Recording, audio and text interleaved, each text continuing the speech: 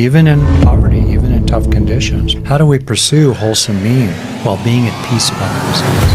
And how can we engage that pursuit with a whole heart, with enthusiasm, and full throttle, and with diligence? How can we do that while still... Hello, Dr. Rick Hanson. Thank you so much for being here with us today for Chun Kun Institute podcast. Like, your work has just been so pivotal for the field of mindfulness. I mean, so many people have come to this practice in a way that's data-driven, that's evidence-based. And I know you've inspired me deeply, and I would love to hear from you more about what you're doing now, how you started your practice in general, and maybe what's beyond mindfulness. Wow, excellent. Well, my practice began in when I was young.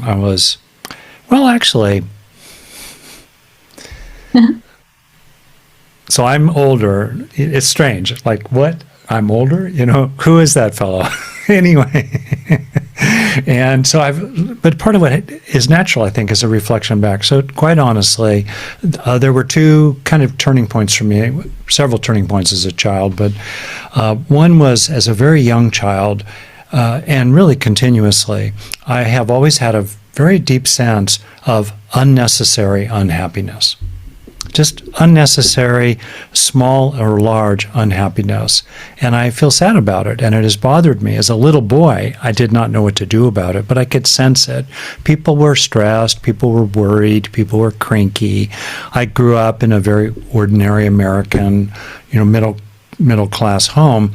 I was privileged in many ways, and still a lot of dukkha, first noble truth, as you know.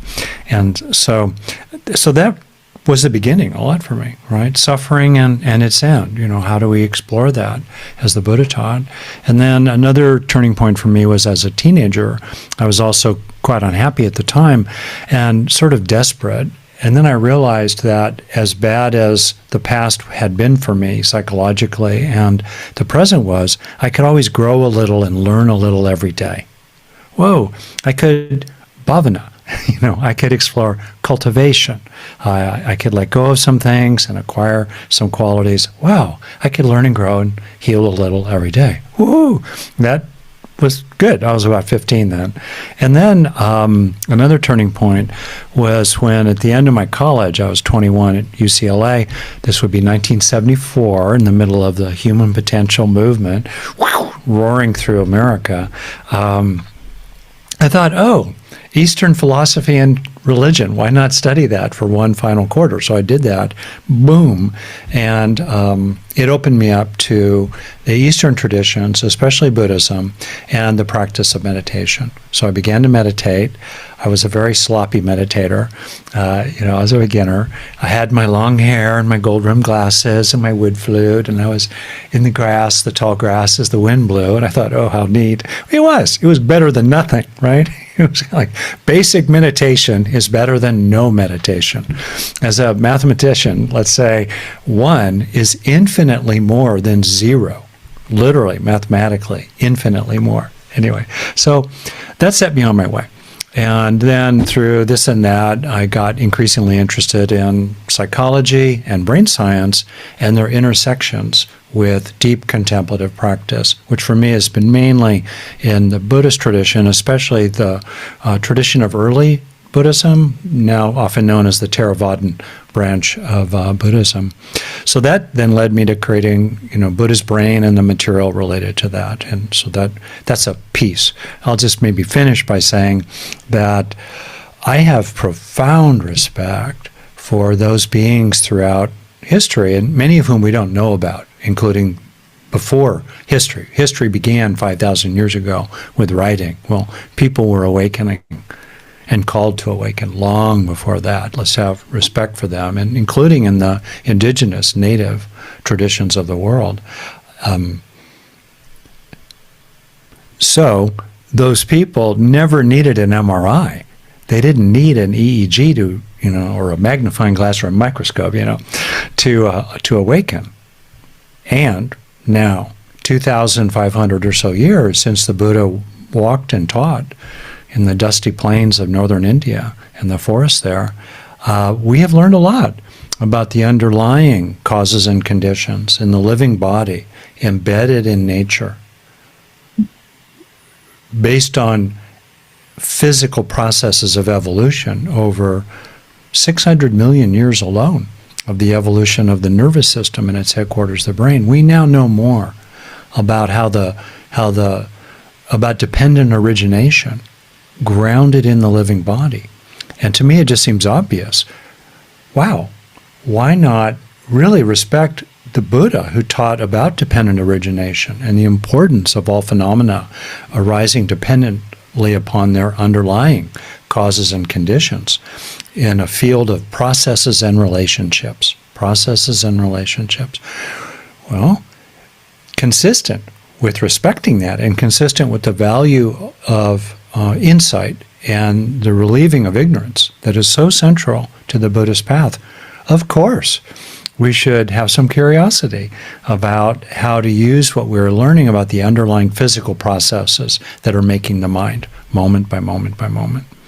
And that's what led me to my work. And as you know, I'm very interested in toggling back and forth between the first-person perspective in which we observe our own subjective stream of consciousness and the third-person perspective in which we look from the outside in with some awareness of the objective physical processes that are correlated with and underlie and construct the ongoing skandhas, the ongoing aggregates, the ongoing formations that are occurring in the mind. So, long story short, that's what got me interested here. And I'm a practical person. I think the Buddha also was very practical. He was an excellent philosopher, but not interested in it. He was interested in practice. And for me, it's fantastic to realize you can use your mind to change your brain, to change your mind for the better, to benefit yourself and all beings. Rick, how do you even bridge this, though? Like Buddhism, science, and you got this accepted in the field. Yeah. My answers from now on, or my responses rather, will be more conversational and shorter. So I wanted to create that context, though. Well, and you also have asked, gee, what else is there besides mindfulness, right? Well, a lot. In the Buddhist frame, there are 7 other elements to the Eightfold Path, besides mindfulness. In any case, ultimately, I believe that the Buddha was pointing to, when he described Nirodha, Third Noble Truth, and cessation and Nibbana, and the unconditioned. When he used the language of the deathless, the unconditioned, not arising and passing away, my view is that he was pointing to the underlying absolute ground of all, which is itself unconditioned, and is the ultimate refuge and the ultimate island in the midst of the river of suffering that he alluded to. Now, some people say, no, there is no unconditioned. That's hocus pocus. We are in the Big Bang universe, which is unfolding in conditioned ways. That's all there is. And when the Buddha thought there was something unconditioned, he was either misunderstood, as the Pali Canon was developed over hundreds of years of oral transmission, or he was just wrong. Maybe he was having some wild meditative experience, but that's all it was. Now, some people make that argument. I think they are incorrect, first, about what the Buddha means, and I think they're incorrect about what is actually true. That, in fact, there is really an underlying absolute, unconditioned ground of all. Okay, so to me, and some people, the word they would start using for that, especially if that underlying ground has attributes of awareness and benevolence, love, as well as unconditionality, they would use language like God. Okay. Myself, I'm very comfortable with that. I'm fine with that. That said, many are not. And I am very comfortable also operating entirely inside the natural frame, in which clearly there are information flows that are not tangible, which exist, that are represented by the nervous system. And those information flows are the basis for our intangible experiences, which are also occurring. They are intangible, but they are real and part of the Big Bang universe. And those intangible flows of experience are enabled by tangible underlying flows of neural activity. Very straightforward to me. Yes. And we can toggle back and forth between them.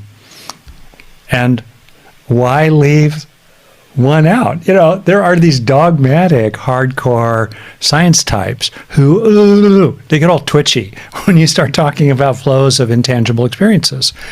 I'm a therapist. I'm used to that. On the other hand, there are some people in our shared tradition and elsewhere who get very uncomfortable when you talk about the neural correlates, which are increasingly well understood and detailed. The neural correlates, the gushy, gooey neural correlates of our most precious experiences. They get twitchy about that. To me, it's magnificent that we live in a universe in which mind and matter, nama and rupa, can coexist interdependently, with causalities flowing both ways as one single unified extraordinary process that, whoosh, we have landed in the middle of. Wow, with the capacity to reflect on it and to talk about it with others. So for me, there's a great sense of both gratitude and responsibility to use this equipment, that we've been gifted by evolution and who knows, by the infinite as well, to use it as best we can for the sake of others and ourselves. I love that you mentioned gratitude and responsibility, right? That one. It's so easy for us to be grateful, but not take any responsibility for our actions, our behaviors, even our thoughts. Yeah. And for me, you can be humble on both sides. As a hardcore biologist, you can be humble about the infinite possibilities of the human heart. And as a longtime meditator or therapist, say, you can be humble about the impact of the underlying hardware on the so-called software of our moment-to-moment experiences. Rick, you wrote a book on the Buddha's brain. And then right before we began our recording, you mentioned how that is extended into neurodharma. Tell us about that. Oh, that's sweet. Yeah. And really, I'm interested in your takes as well. As we said before we started, I have a profound respect for monastics and the monastic tradition, particularly, my rooted tradition in Buddhism, 2,500 years, that has extended from its origins and then into Tibetan and Chan and Zen and Pure Land practice, and now in new forms today. So I feel honored to be here with you, and I hope you will share your own reflections too. Mm. So briefly,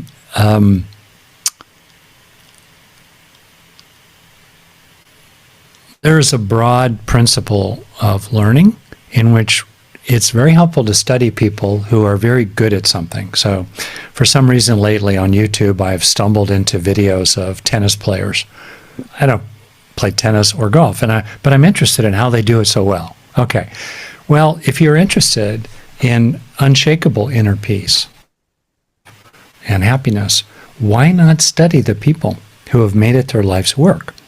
And then to some extent, respectfully, sort of reverse engineer what's going on in their minds and therefore in their brains and bodies. And what did they do on their own path to get there? So that interested me in identifying 7 qualities that I think are cultivated on the path of awakening and perfected in those unusual but still existing beings who are fully awakened. And from my standpoint, I'm really interested in that path.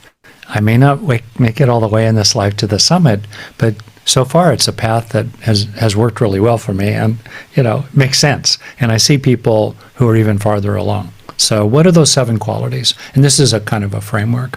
When I think of beings who are very far along, they, for one, have great steadiness of mind, stability of presence. They also have a very warm heart.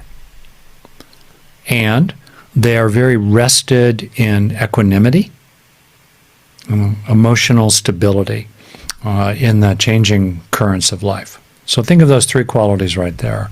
The steadiness, lovingness, and fullness. I'll use fullness for upekkha, equanimity.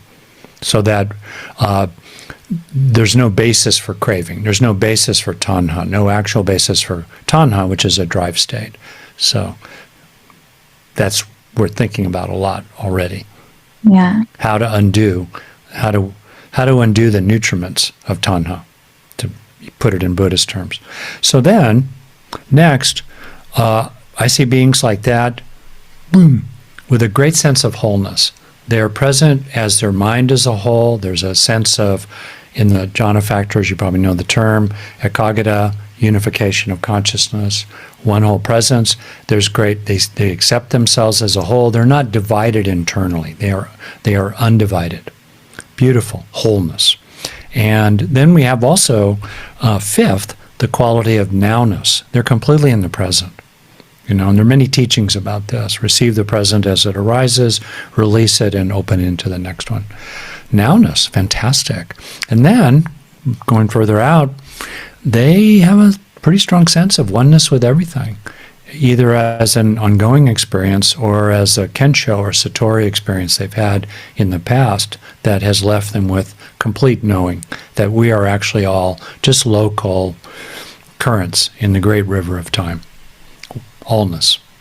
And then, ultimately, they have access in different ways to the underlying absolute unconditioned ground of all that is timeless, because there is no arising and passing away.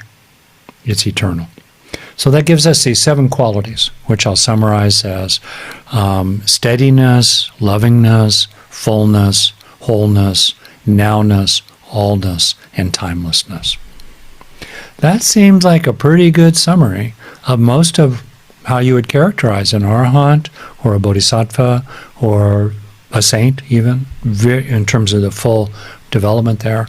So in my practical, obsessive compulsive and very thorough way, I thought through, okay, let's pick each one of those 7 and reflect on what could be happening in the brain when people are experiencing those qualities and developing and strengthening them with practical applications.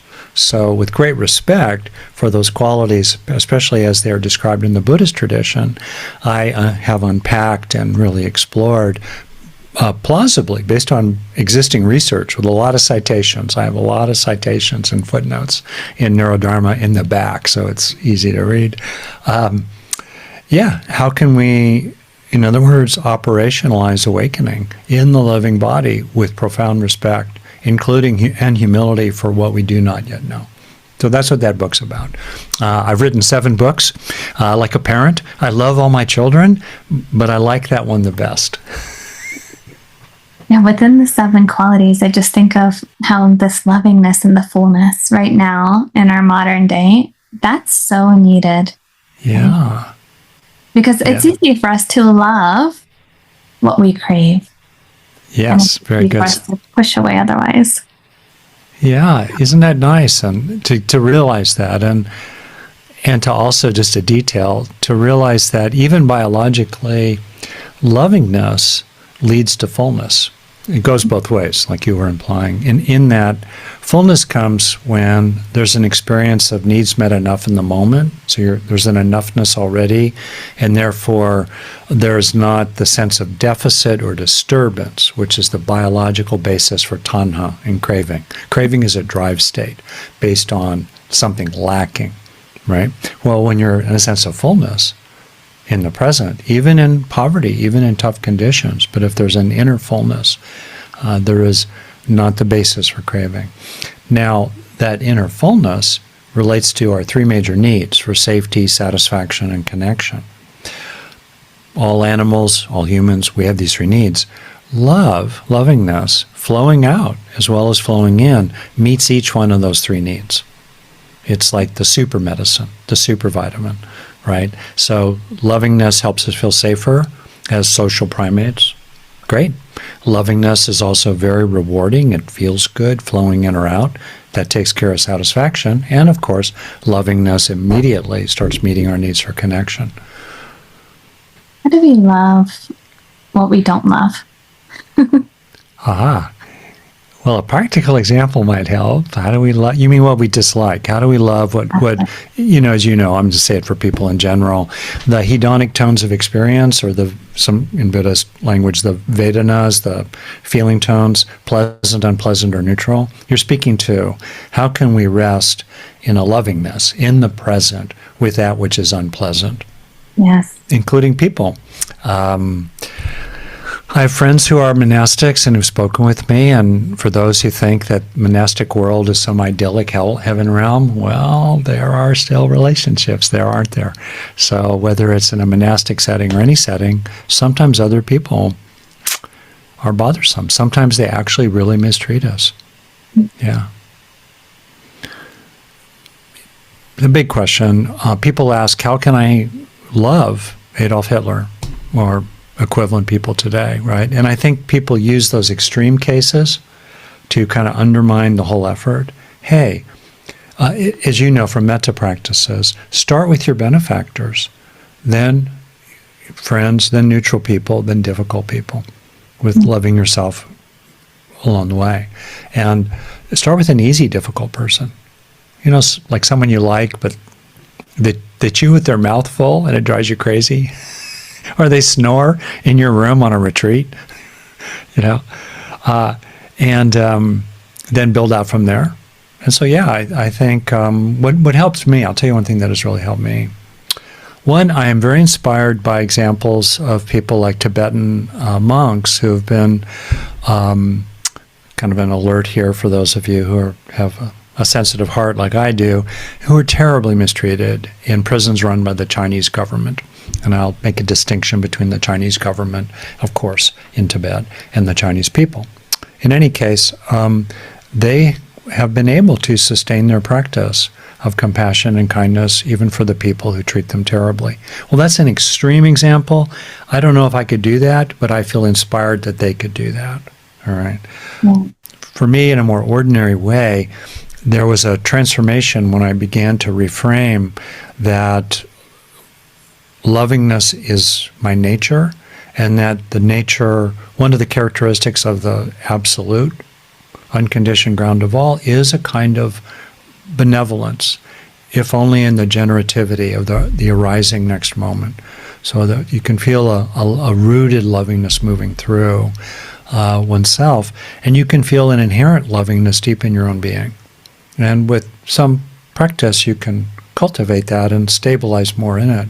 So now you have this relatively stable warm-heartedness and good wishes for others. You can have good wishes for others while disagreeing with them and being even fiery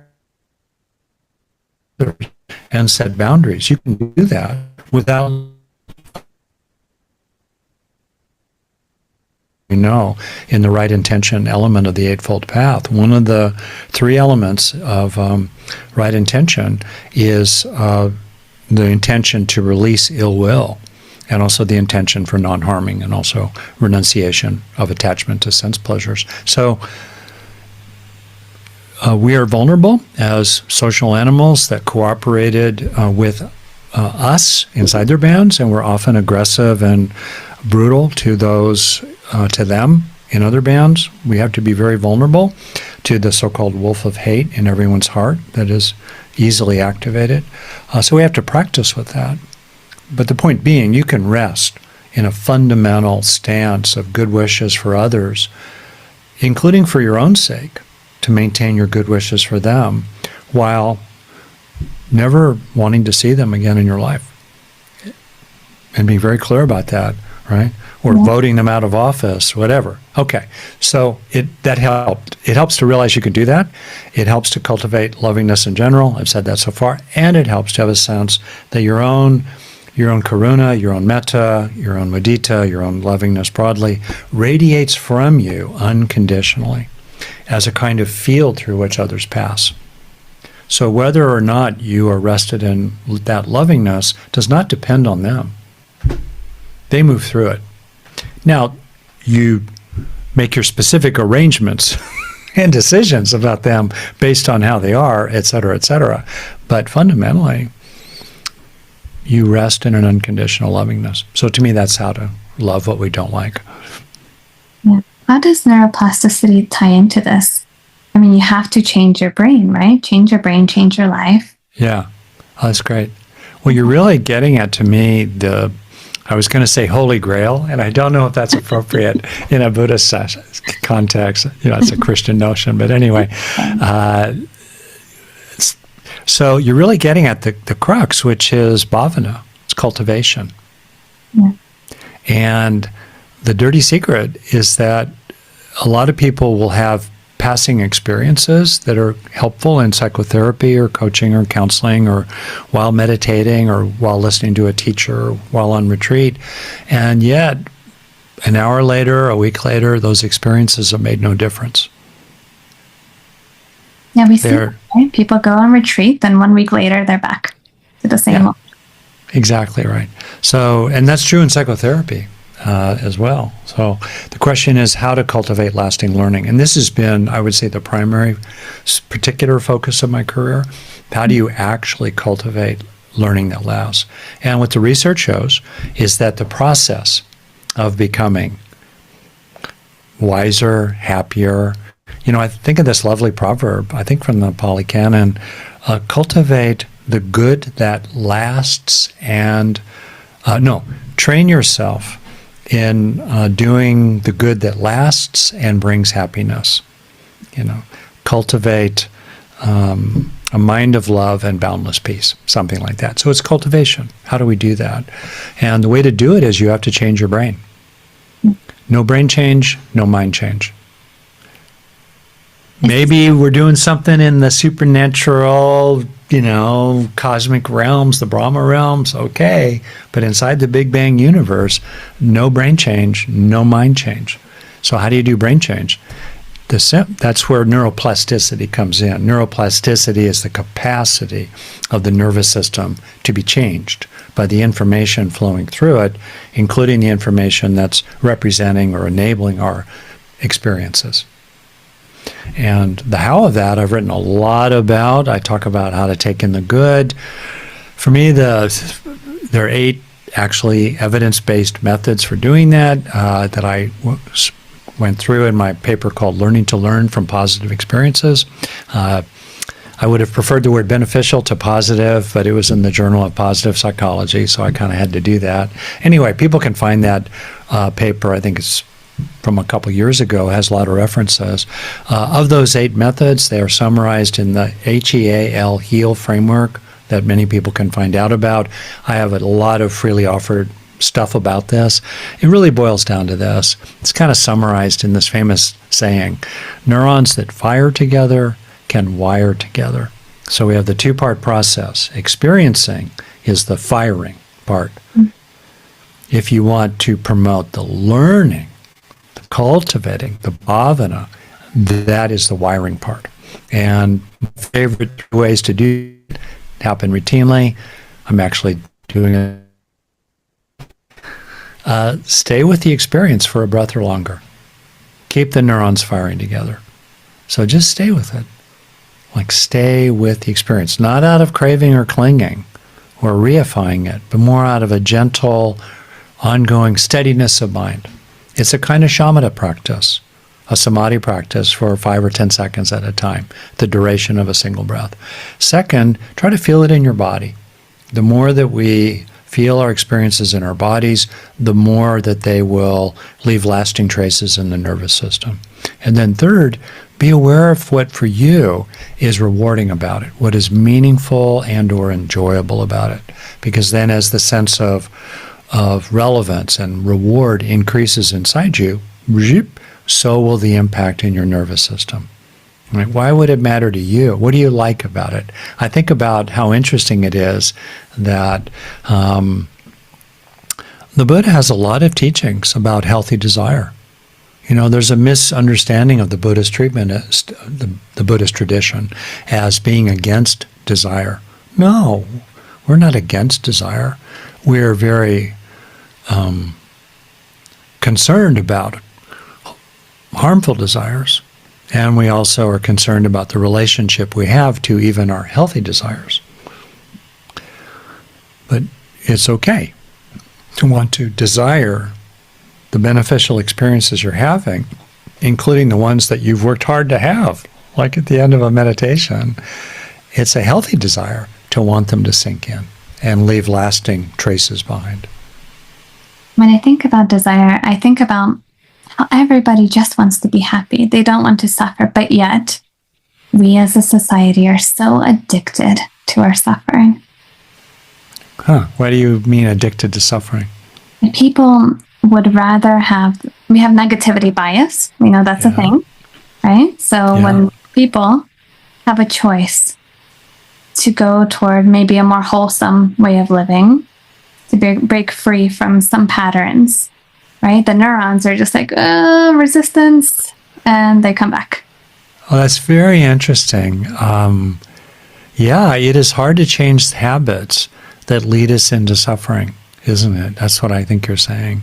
And we also have a culture, you're right, that is constantly dangling some shiny object in front of us after another. Crave this, crave that.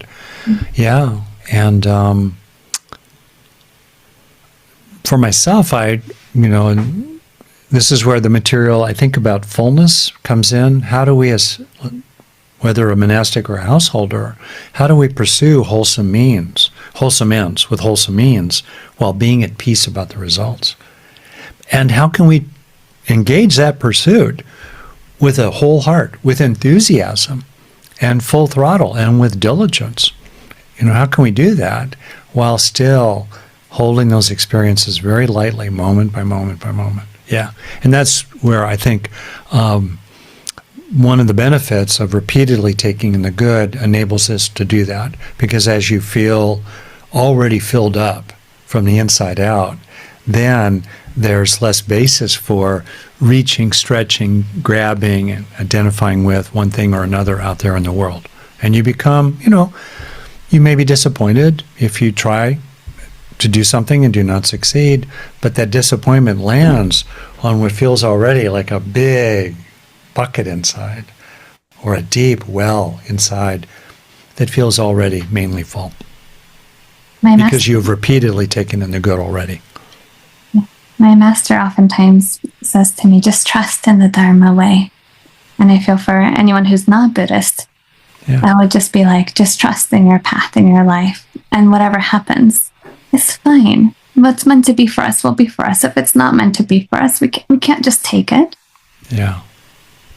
In your book about happiness, Rick, you talk about neural net worth. What is that? I'm laughing because you have read my stuff closely. You're referring to the book Hardwiring Happiness.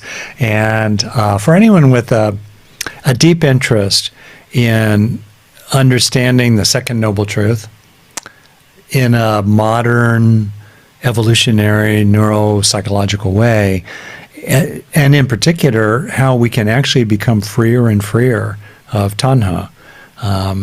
That the third chapter of that book, I highly recommend. It also talks about the green zone and the red zone and how to live more from the green zone, so forth. So, neural net worth. Wow, good for you.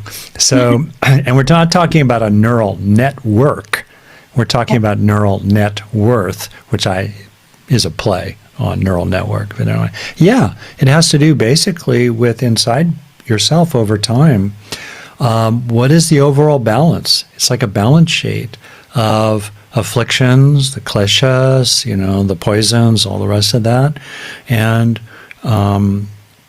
craving. And on the other hand, what is inside you as you've developed over time? Mm-hmm. And to me, the great opportunity and therefore responsibility is to grow neural net worth a little bit every day, releasing a little bit every day. The liabilities, on the cost side, and growing every day a little bit, one breath at a time, the assets, the income on the plus side. Yeah. And when I read that, I was thinking of, what's the return on my investment? Well, that's really true. Moment to moment, is people, we have these experiences. What's the ROI on them? Do they actually sink in? Yeah. Rick, thank you for your time. Before we end, we have a little ritual here where we ask the person being interviewed a question from the previous interviewee. So the question that was posed for you. This is a total surprise to me. I love it. Ambushed by the monastic. I love it. Okay. That sounds like a title of a detective novel or something. But anyway. With love and kindness. Go for it. How do you write mindfully with so much inspiration in your heart? What's the secret? I mean, you write so beautifully. Oh, thank you. So easy ambush. A very polite one. From someone who, I don't know who they were. Maybe you'll tell me their name later, I guess, perhaps. Yeah. Who obviously had read something I'd written. I have been asked, I'm sure, hundreds and hundreds of questions by now. You know, I've been doing this for a while. Never been asked that. It's great. Well, for one, I write in different ways. You know, I write often in ways that are more business-like, and that's a certain kind of writing. I think you're asking here about the writing for the general public, let's say, writing that is more in the form of teaching. I would say that in both cases, I do try to stay in touch with my body, and, you know, with practice, we can become more and more aware of subtle granularities of contraction and pressure and selfing that are the hallmarks of tanha, craving, leading to suffering. So I try to be aware of that. If I'm getting kind of cranky and, you know, speeding up, that's a clue. Okay. Writing for teaching, yeah. Well, for one, I really do try to stay in touch with my body and have a felt sense of relationship with a person who will be reading what I'm writing. So it's a conversation.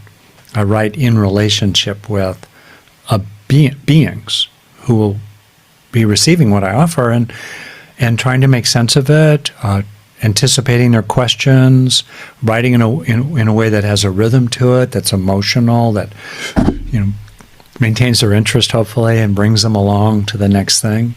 And so I guess that emotional sense of relationship helps me remain mindful of what I'm doing. I also like the craft of writing and the polishing of it. So that part I enjoy, the mindful part. My experience, I'll say that my experience in editing my own stuff is that when I edit a draft, I might change 2 to 5% of the words in it. Mm. And in so doing, I think I roughly double its value. But that last bit can really make a difference. So I do that.